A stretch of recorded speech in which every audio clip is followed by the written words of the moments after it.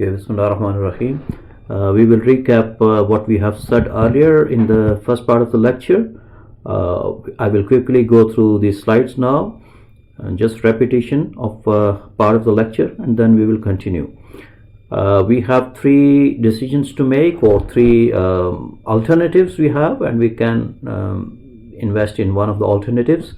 One is apartment building, another is office building, and another is warehouse.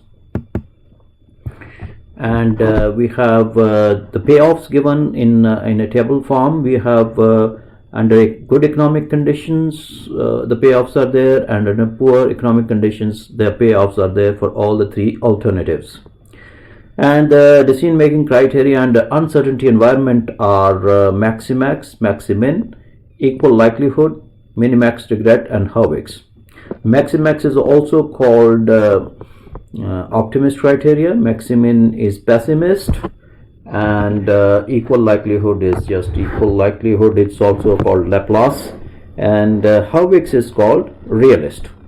So we will see these different criteria.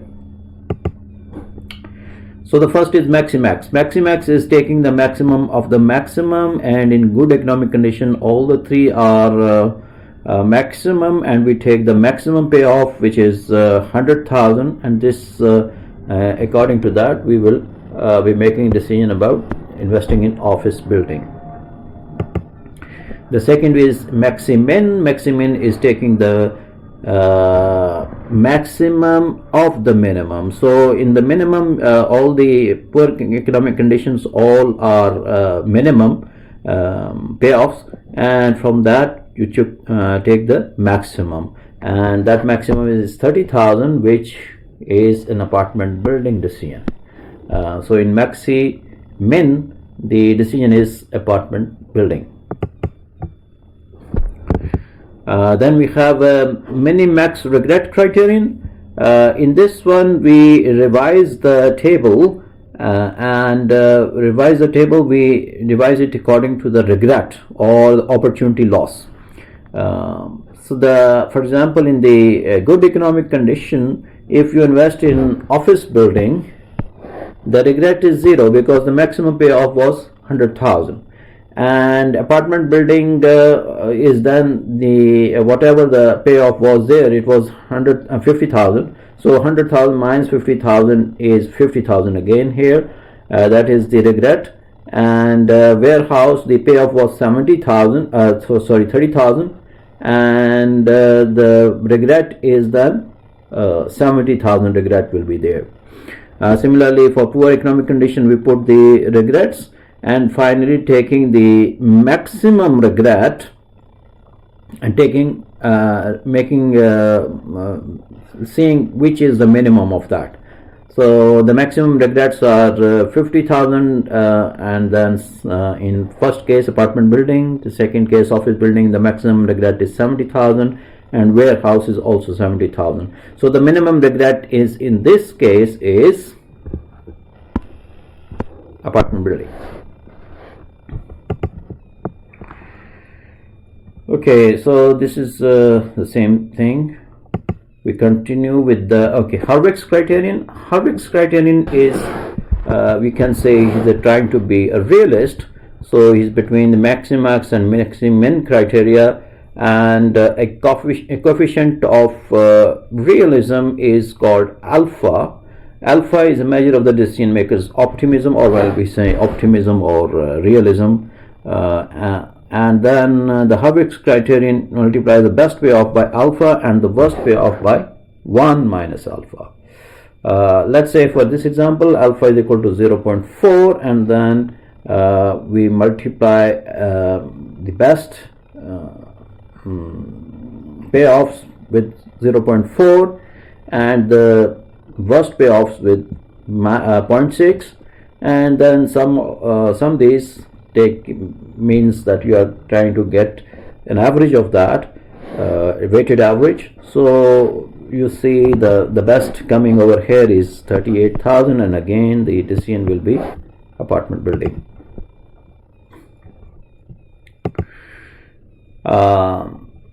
So we can see that in all these equal likelihood criteria is equal likelihood, and again in equal likelihood criteria the apartment building is the decision. We can also see, go back to the summary if you like. The summary is that Maximax is office building, Maximin is apartment building, Minimax is apartment building again, and Hurwix is apartment building according to the alpha, and equal likelihood is apartment building again. And then we can use also QM for Windows. As I told earlier in chapter when I was giving the introduction to management science, I said that there are softwares which can be downloaded from the book website.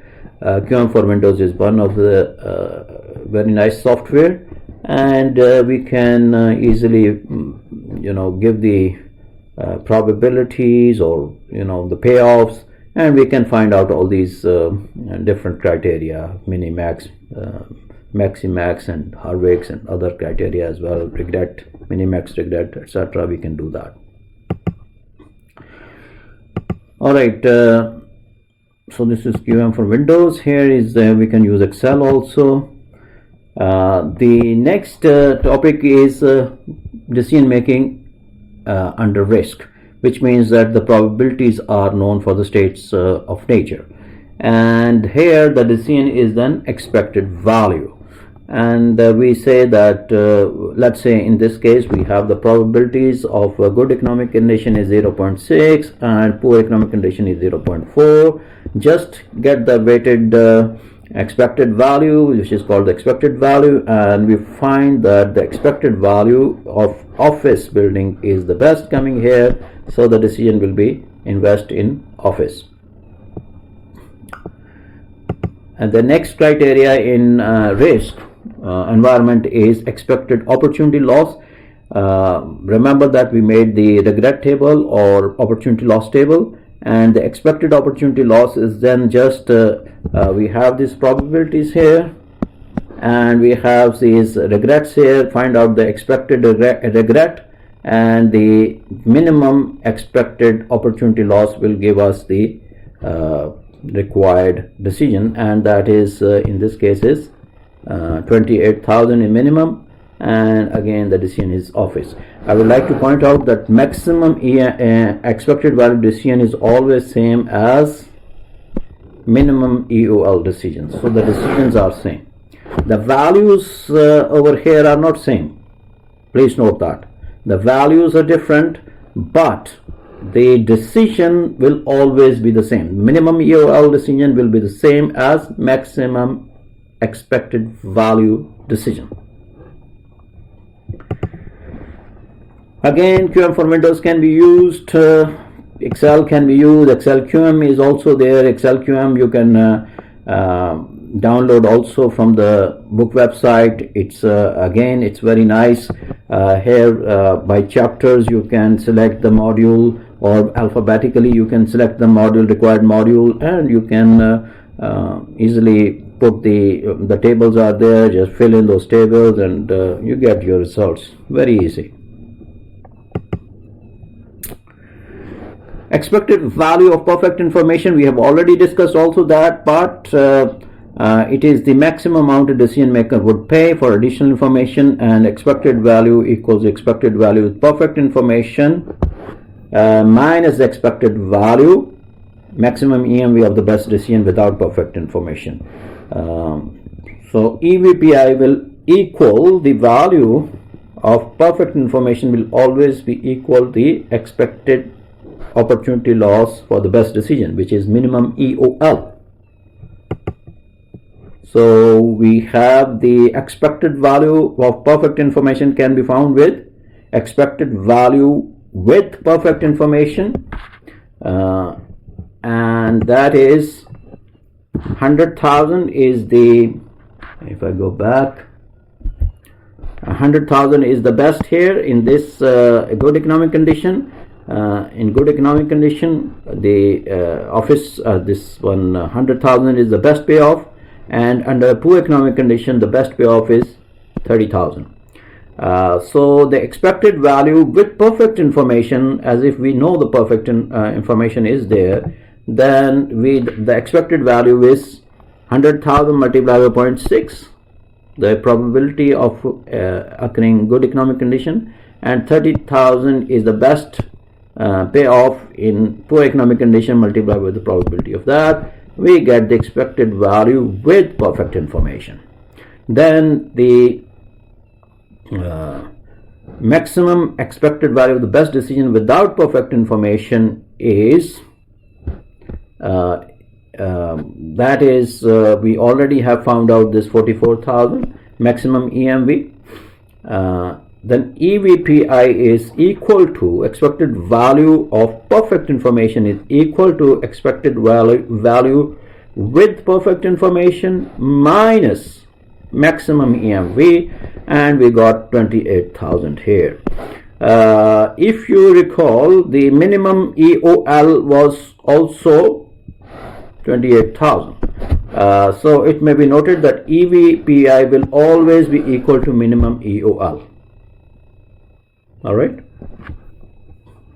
So this is the maximum willingness to pay. Maximum willingness to pay, expected value of perfect information is the maximum willingness to pay for getting the perfect information. So if, for example, a consultant or someone is saying that I can give you the perfect information about whether the economic condition would be good or worse or bad, the maximum you can pay to that for getting that information is 28,000. Again, the we can use QM for Windows, and actually it is not QM for Windows, it is Excel QM. It is not anyway. We can use these Excel and also QM for Windows. Decision making with probabilities. Now we talk about decision trees. Decision trees is a diagram consisting of decision nodes, which we will represent with squares, and probability nodes, which we will make them show them with circles, and the decision alternatives are the branches. We go back to our original example of investments, decisions regarding apartment building, office building, or warehouse, and the good economic conditions. Under a good economic condition, the payoffs, and poor economic condition, the payoffs and their probabilities. Now, this information, which is given in the table form, can be translated into a decision tree. And this is the same information. We have you can see this is the decision node here, and from this there are three branches coming out. These branches are telling us that what alternatives we have: apartment building, office building, and warehouse. And from them then we have these nodes which are circle nodes. These circle nodes are for state of nature. So the state of nature tells us whether the economic condition will be good or poor, and at the end we write down the payoffs. So these are all payoffs. Here are the payoffs, and now this is a tree. The same information is drawn over here. We have also put the probabilities over here. Economic and good economic condition, poor economic condition, probabilities are put in parentheses, and all the information is on the tree. We can even then calculate the actually the payoffs, expected payoffs at each node. Let's see the next one. The expected values branches with the greatest expected value are selected. So here we have so this is the payoff multiplied by 50,000 multiplied by 0.6 plus 30,000 multiplied by 0.4, and this is the weighted expected value of investing in apartment building. Similarly, we get for office building here and warehouse, and then we can take the best one. The best one is 44,000. We can put it over here, $44,000, and in fact we can discard those alternatives which are not taken. So we have taken the alternative office building. We will invest in that. So if you see that the tree has given the same information what the table has provided. So what is the advantage of using decision tree? Actually, the advantage comes when we have to make sequential decisions. One decision leading to another decision. For example, when you join this university, you may have to take the decision whether you want to go to engineering or arts or medical. Then after that, you had another decision to make, whether you go for electrical engineering or civil or mechanical, etc. And then even in electrical, you have 4 different tracks, and there you again have to make a decision whether to join power and energy systems, whether to join computer and systems network, or communication and signal processing, or the industrial control, etc. So you have these different tracks as well, and there you have another sequential decision to make. So in life, in practical situations, we have to make sequential decisions, and in where the sequential decisions are needed, the decision trees are very helpful to find out the expected values and the maximum expected values. Now here we are showing that XLQM can be used for making the decision trees, and I recommend that you use this. You can actually download this from this website, XLQM, and you can make the decision trees.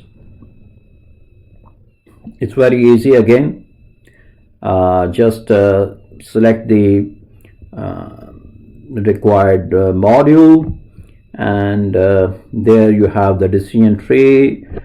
You just say that select the node. For example, you select the node 1, and number of branches you can select 3, and here you have 3 branches, and then you say whether these branches are decision nodes or event node. And this is, since this is a decisions are there, 3 decisions, so this will be a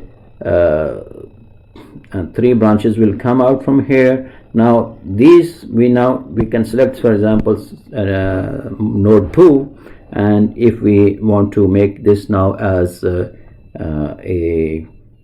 event node, then we can make it as an event node, and we can, if we want to have 2, for example, coming out from here, 2 branches on the event nodes, making it a circle, we can just click on that, add 3 events or 2 events from the node 1 and node 2, etc. And this way you can just construct the decision tree, and then just give the values there, and you get your answer basically. Here it is. Just fill up. You give the payoffs here. Okay, these are the payoffs, and you put the probabilities here. When you put 0.6 here, automatically it comes 0.4 here, and that's it. I mean, if, for example, in any investment there is some cost involved, you can put the cost here, Instead of 0, you can put, for example, the cost will be negative minus 2000 you have invested in, you have put that cost, and the payoff will be just, and then automatically calculated here. Again, download ExcelQM from the following website.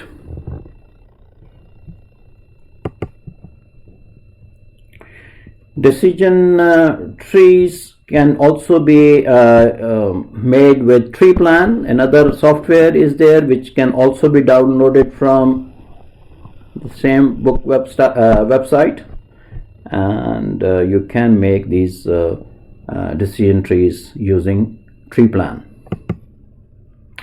I will not go through that. It's also user friendly, and you can do that.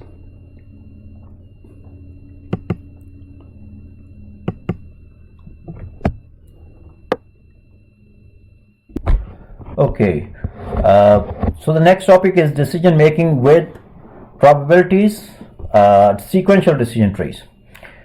A sequential decision tree is used to illustrate a situation requiring a series of decisions. As I said, that you have been making a series of decisions in your life.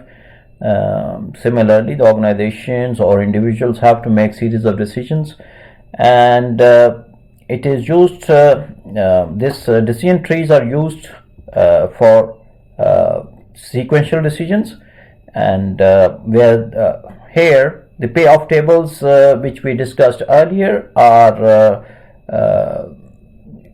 difficult to use, so the decision trees are very helpful.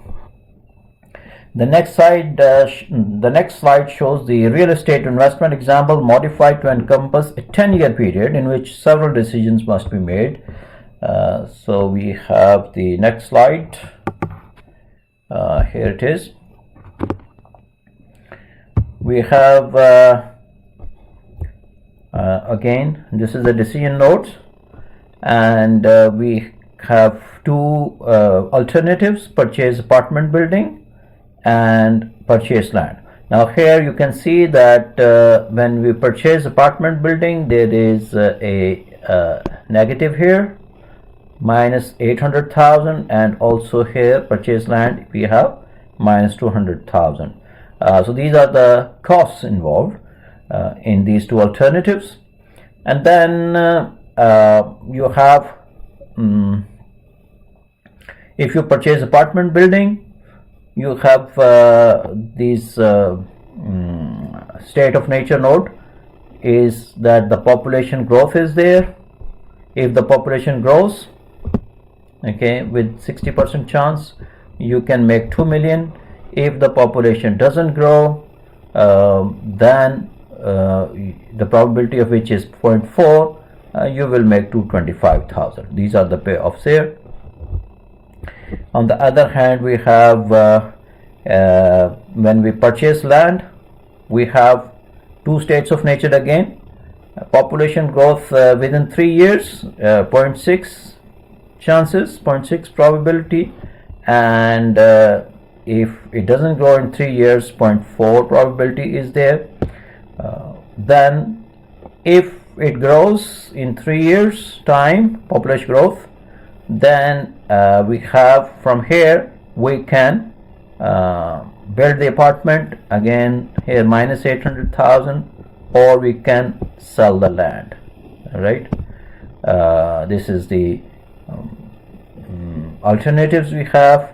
If we sell the land, we can make $450,000, and if on the other hand the population grow further, and remember that this is 10 years decision, if the population grow further and here the probability is higher, 0.8, then we can make up to $3 million. If it doesn't grow, then, which has a lesser probability of 0.2, and then we will make 700,000. On the other hand, if initially in the first 3 years the population doesn't grow, 0.4 probability is there, then we have again two alternatives. We can either develop commercially, which will cost us $600,000, or we can sell the land, And again, if the population growth is less, then of course the land price will be low. And here again, the state of nature is there. When if we develop commercially, the population may grow or may not grow. And here you see that if the initially the population growth was 0.4, less probability of growing in the first 3 years, the next 7 years or so, again the population growth is less here. On the other hand, you can see over here it makes sense that if the population growth in the first 3 years is 0.6, then in the next 7 years or so, the population growth is has higher probability of 0.8. So it's just making sense here.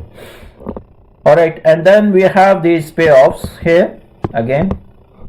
If the population growth is 2.3 million and if it doesn't grow 1 million there, so we can work out these expected values, and the one which gives the highest at the end, we have to move from right to left now to work out the expected values. So the next slide, I suppose, is giving us the expected values. So here we have put the expected value as this node, for example, and similarly on these nodes we have put the expected value, this multiplied by 0.8 plus this multiplied by 0.2 will give us this expected value. And similarly this multiplied by 0.3, this multiplied by 0.3, and 1 million multiplied by 0.7 will give us 1.39 million. This is the expected value. And then we have minus 800,000.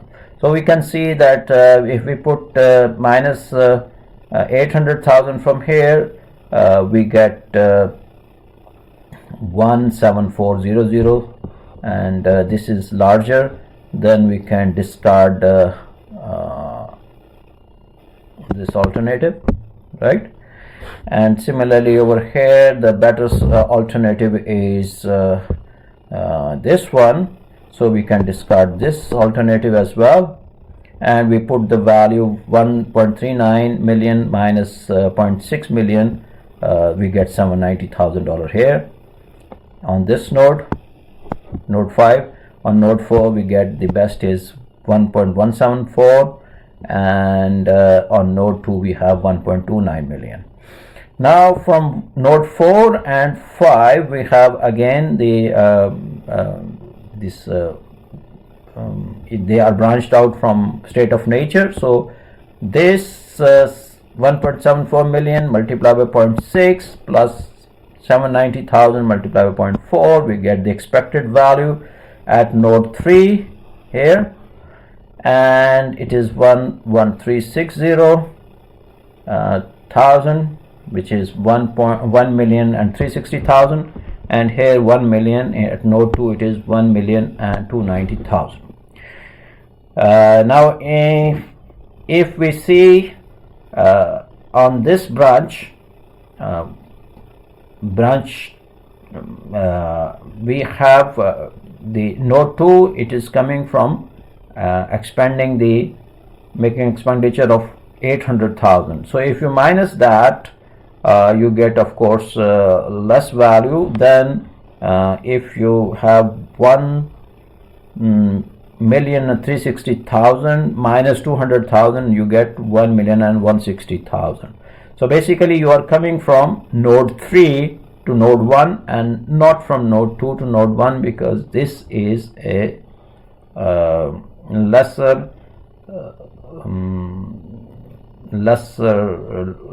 it's not lucrative. Okay, so we discard this one, and of course we have come from this side, which means that we will purchase land and we will see and wait if of course the if we see that the population is growing, then we can start building the apartment, etc. All right. And from here these expected values are worked out, and the decision is to purchase land has the highest net expected value. That is, we can use the sequential decision tree analysis solution with Excel QM, and this is the tree made with Excel QM. Please note that in Excel QM, when you give the payoffs here, for example, this is 2 million, then at the end actually it shows 2 million minus 800,000. So it's shown 120,000 here. It's not shown 2 million at the right side. This is the only difference you can see, but it's basically it's calculating that. The answer is of course the same, 1,160,000. This is the answer. All right. Of course, we can use tree plan as well. Now we will talk about decision analysis with additional information, Bayesian analysis. The Bayesian analysis is used when we have additional information coming to us. For example, we will go back to our original example, the first one, in which we had three alternatives to invest. One was apartment building, another was office building, and warehouse. And we had the payoffs here under a good economic condition, and payoffs here under the poor economic condition. Now think about that there is a chance that the consultants are there who can give us, who can provide us a report whether the economic condition will be favorable or unfavorable. And they can give us by doing some survey. And if we want to take that survey and use it, then we may have revised probabilities. Initial probabilities are 0.6, for example, of good economic condition, and 0.4 for poor economic condition. But it is possible that they may tell us, they may give us a statistics which shows that the report is saying that it will be, if we invest, the chances are the report may say that it will be good economic condition, or the report may say it will be a bad economic condition.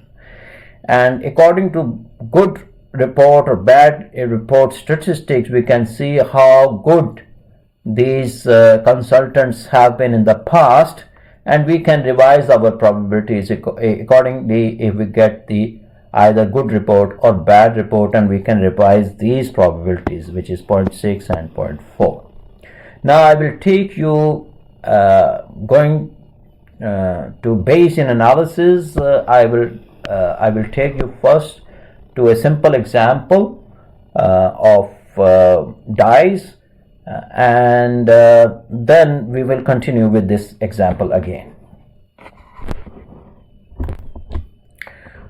All right, let us say we have two dies as shown in this diagram. They are in one jar, and we have been told that one of them is biased to get 6, and one is a fair one. So what we do is, let's say we start testing these dies to find out how much the bias is, for example getting the 6. So now initially both dies look same to us. We pick one and we start rolling those dice one by one, and we see that one of the die, let's say we roll this die for 150 times, and also this die 150 times.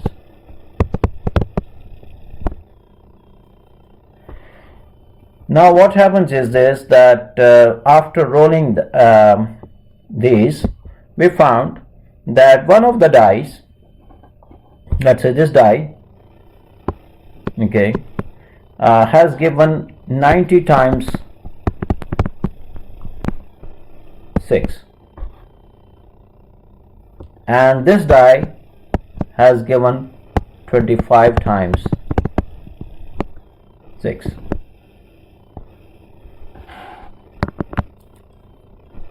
All right.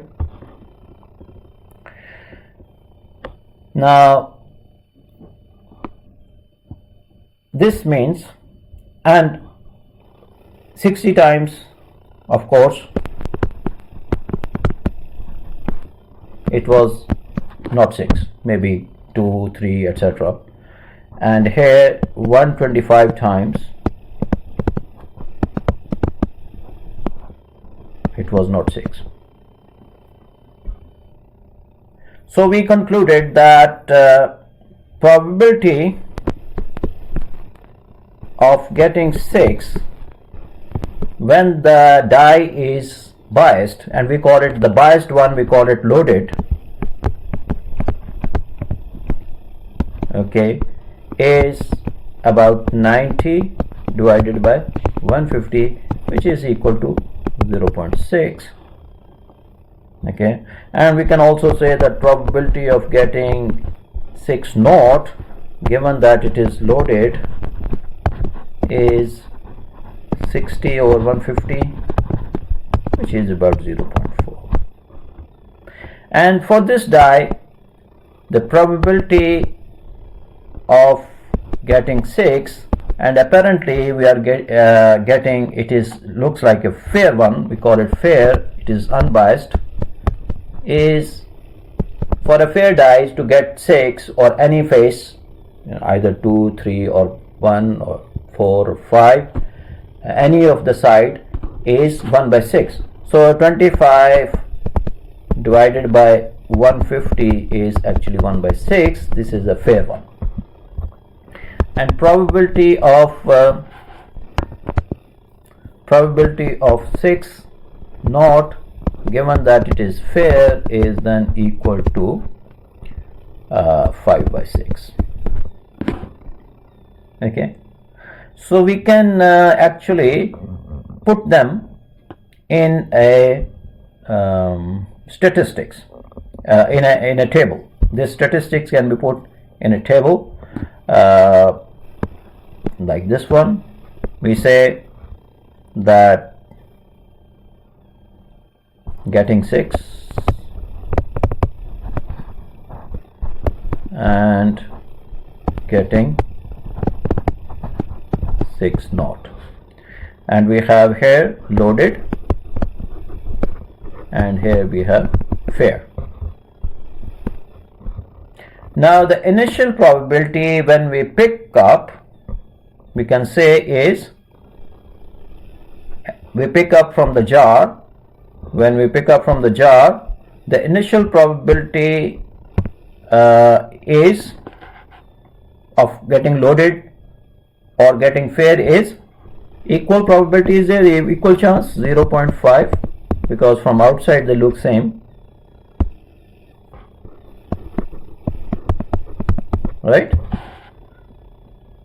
And here we can say that probability, I can put it in a 6, given that it is loaded, is 0.6, and probability of getting 6 naught, given that it is loaded, is 0.4. And similarly, probability of getting 6, given that it is fair, is equal to 1 by 6, and probability of getting 6 naught, given that it is fair, is equal to 5 by 6. Alright, now this is the statistics we have. The initial probability is of getting loaded or fair, if we pick one of them randomly from the jar, one of the die, then the initial probability, prior probability we call it, is 0.5. So we can say that the prior probability P getting P loaded is equal to 0.5 if we pick it randomly, and similarly getting fair is also 0.5. Now suppose we pick 1 and we rolled it. When we rolled it, we got 6. Now we want to know that what is the probability, we want to know what is the probability that it is loaded given that 6 has come. Or we may also be interested what is the probability of fair given that 6 has come. Okay. Now remember that initial probability was 0.5. We rolled it, we got 6. Now what is the probability that it is loaded given that 6 has come? We may be interested in that. And intuition tells us that the probability of loaded will be now more than 0.5. Initial probability was, prior probability was 0.5.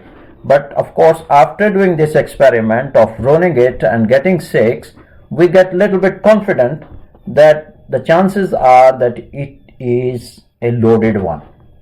So we should have a higher probability, okay, higher than 0.5.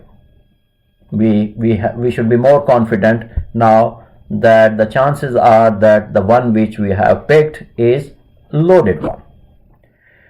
Now to get this probability of loaded given that 6 is equal to probability of loaded given that 6 is equal to, we can get it the probability of getting 6 if it is loaded multiply by the probability of loaded, okay, divide by the total way of getting 6. So the total way of getting 6 is, one is that probability of 6 given that it is loaded multiply by probability of loaded. This is one way of getting 6,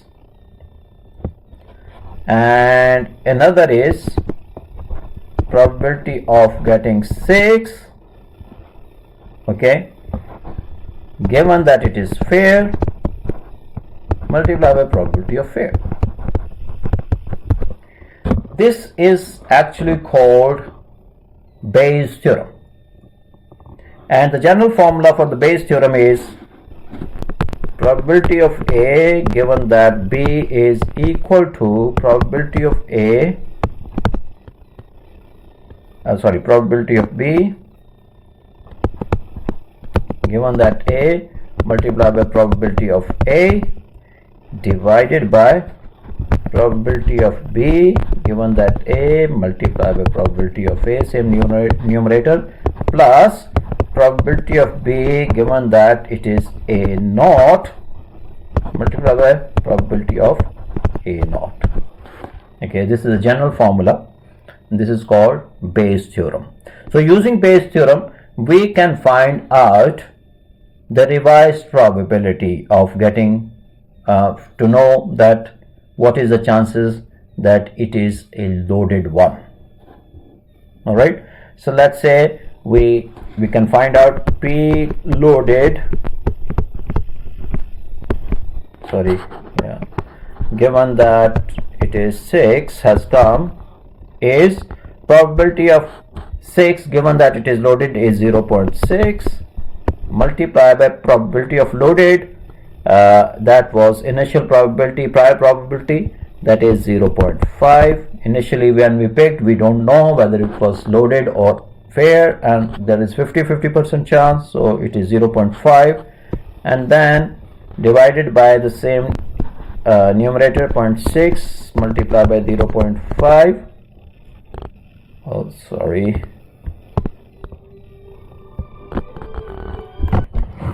Okay, so in the denominator we have 0.6 multiplied by 0.5, same as what was in the numerator, plus we have the probability of 6 given that it is fair is 1 by 6 multiplied by probability of fair was again 50% chance was there, 0.5.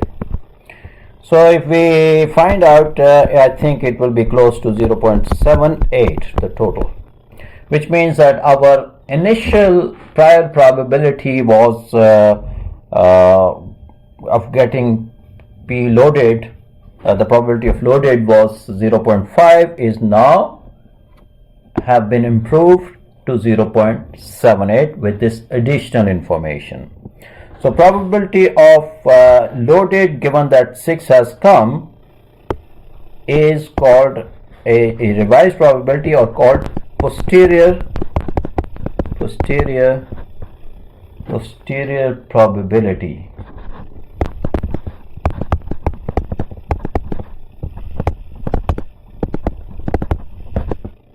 All right. Similarly, we can find the other probabilities as well. The denominator in the Bayes theorem here the denominator is this one in the Bayes theorem is also probability of B given that A multiplied by probability of A is the total probability of getting B. You see over here, probability of B given that A multiplied by probability of A, and probability of B given that A naught multiplied by probability of A naught is the total probability of getting B. Or if I go to the above example here, it is the denominator will be probability of getting 6. Okay, so the denominator is probability of getting 6, so the numerator same, probability of 6 given that it is loaded multiplied by probability of loaded. Okay, so here we can say that the probability of getting 6 is 0.3 divided by 0.383, I suppose 30, yeah, I think so. And this probability of getting 6 is then the total probability of getting 6 either by loaded or by fair is 0.383. all right. All right, and we can have the other probabilities of also, like probability of fair given that 6 has come is then equal to 1 minus 0.78. all right, and we can also work out for other as like probability of loaded given that 6 naught, and probability of fair given that it is 6 naught can also be worked out.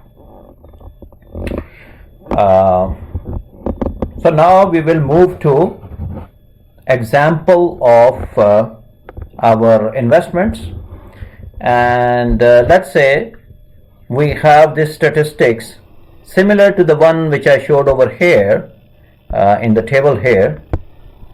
Okay, this statistics, let's say we have a similar statistics of coming from the consultants.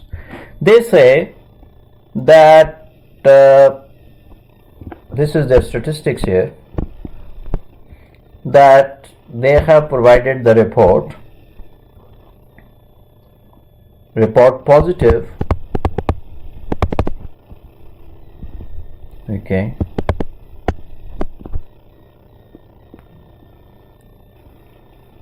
which means predicted favorable market.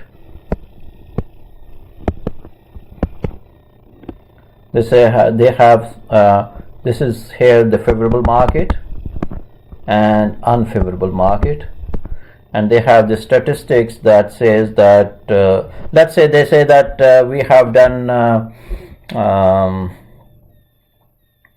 about 250 studies, and in these 250 studies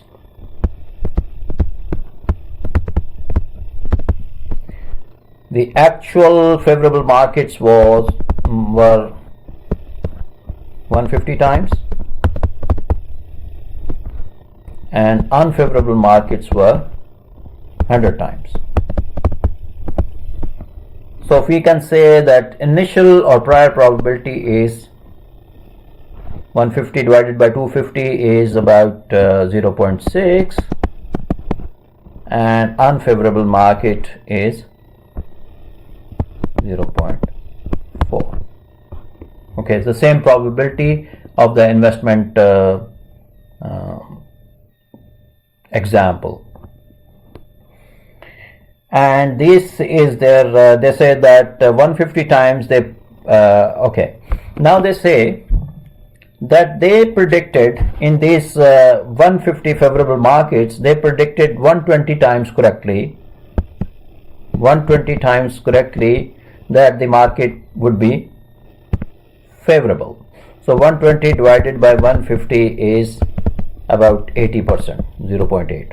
So they say that their report was positive, predicted favorable market is 0.8 times. So we can say probability of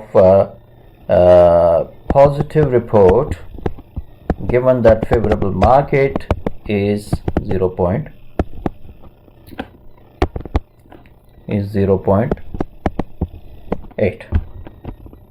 All right,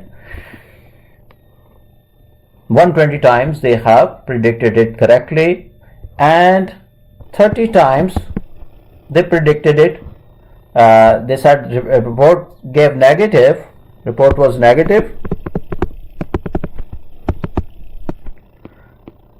which means predicted unfavorable market, but actually favorable market occurred. So 30 divided by 150 is 0.2.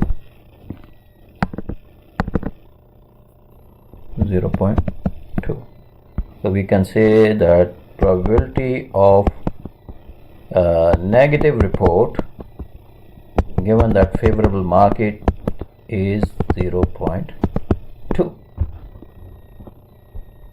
On the other hand, they say that our statistics about unfavorable markets, which occurred 100 times, they say that the report predicted correctly 90 times true. So that the market will be unfavorable, and that is their statistic, that probability of negative report and the unfavorable given that unfavorable market occurred is 0.9. 90% time they were correct, which means 90 times they have predicted it correctly, and probability of positive report given that unfavorable market occurred was 10 times they were wrong, so it was 0.1. All right, so this is their statistics. Now we may be interested, after getting a report, we might be interested from the consultants. The consultant may give us positive report or negative report. So we may be interested, what is the probability of getting favorable market given that positive report has come. Okay, initial probability is 0.6 of favorable market, but then the posterior probability given that the positive report has come, we can work out by using Bayes theorem, and this is we are interested to get. Okay, so we can easily find out these values. I will just write down these values here. I suppose probability of favorable market given the positive report has come is, okay, I will just write it down here. Probability of positive report given that favorable market multiplied by probability of favorable market, initial prior probability divided by the same probability of positive report given that favorable market multiplied by probability of favorable market plus we have probability of positive report given that unfavorable market multiplied by probability of unfavorable market. All right, so if we put these values here, which is 0.8 multiplied by 0.6 initial probability divided by 0.8 multiplied by 0.6 plus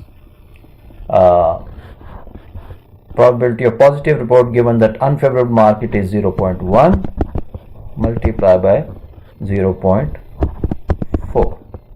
So what we get is about 0.923.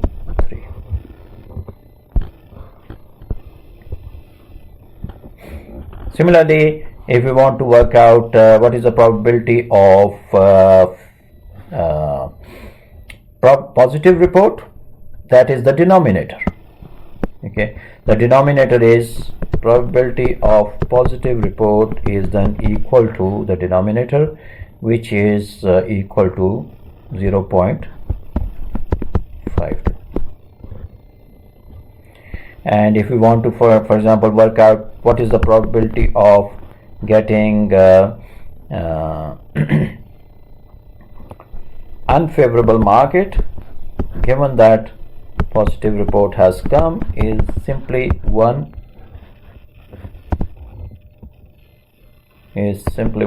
minus 0.923, which is equal to 0.077. Okay, and we can also work out here, from here we can say what is the probability of getting negative report is 1 minus 0.52, which is equal to 0.48. All right, and then we have the